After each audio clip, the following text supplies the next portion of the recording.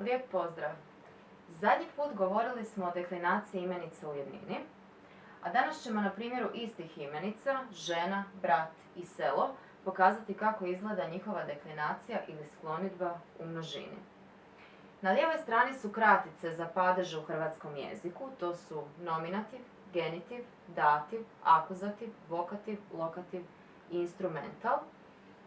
Za imenice smo rekli da su promjenjive vrste riječi, stoga one imaju osnovu koja je ovdje označena crnom bojom.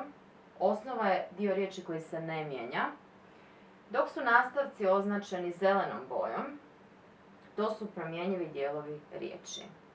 Možemo početi sa sklonidbom.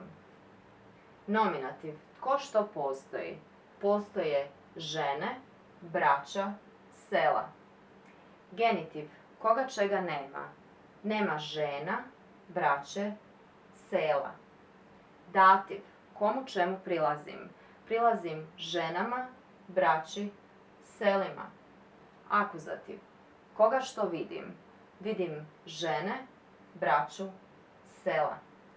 Vokativ, oj, žene, braćo, sela.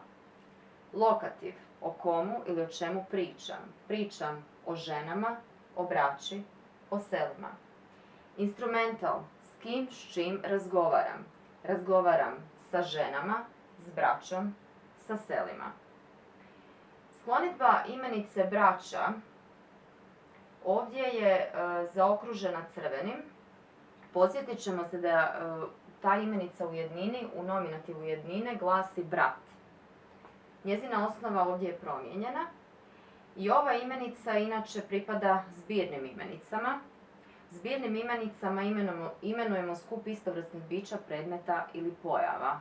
O zbirnim imenicama detaljnije u sljedećem videu. Hvala.